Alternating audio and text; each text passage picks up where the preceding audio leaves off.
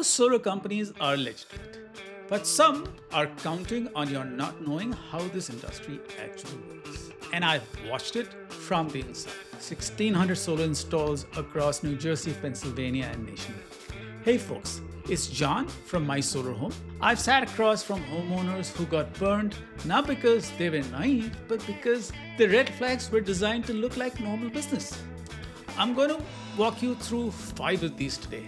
And stick with me because red flag number 5 is the one I see homeowners miss every single time.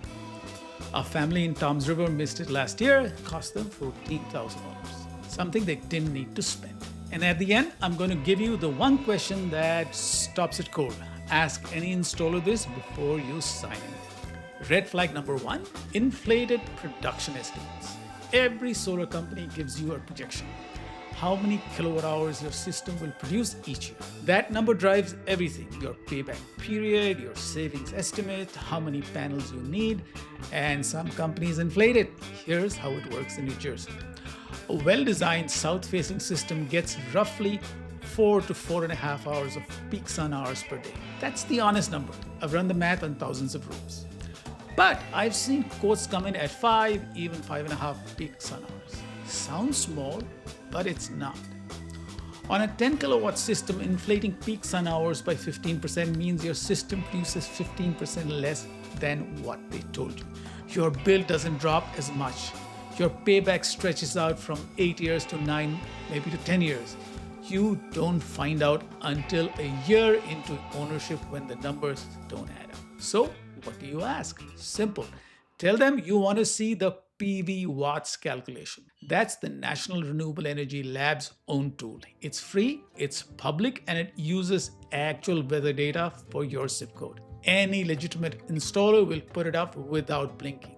If they can't show it to you or they tell you their internal tool is more accurate, that's your first red flag. Red flag number 2, the lease escalator nobody mentions. Sunrun and other big national leasing companies push solar leases, and I've talked about them before and I'll keep talking about them here because I see this hurt homeowners every year.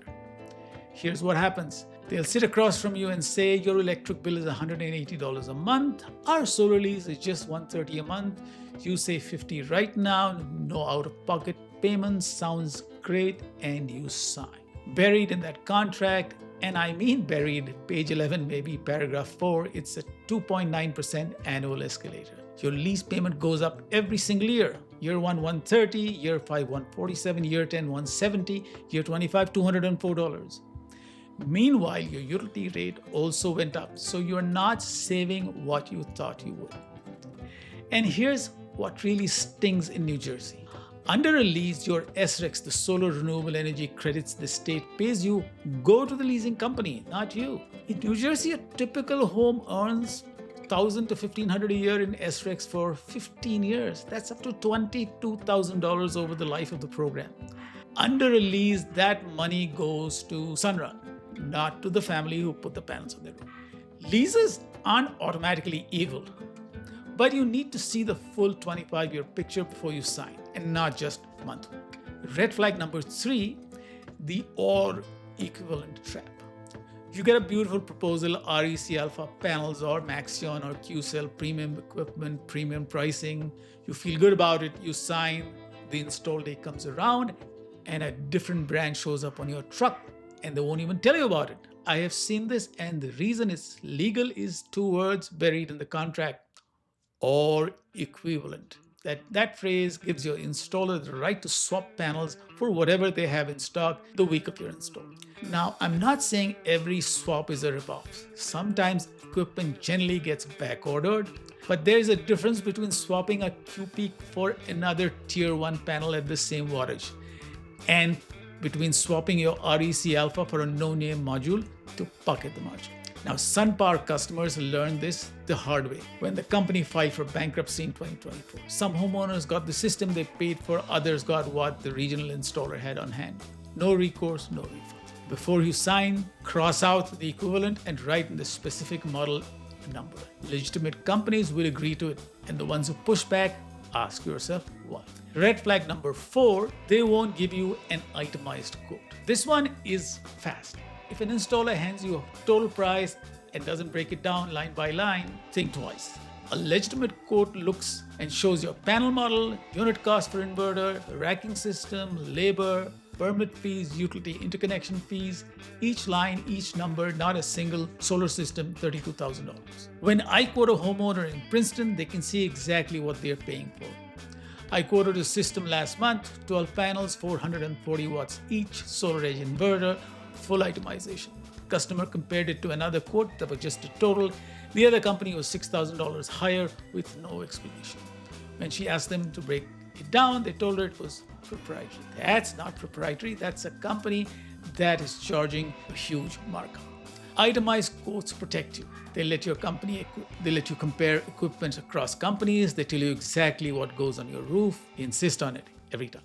Red flag number 5, the one that cost a Tom's River family $14,000. Here's what happens. With a lot of big national solar companies, their salespeople are great. Polished professionals, they know their stuff.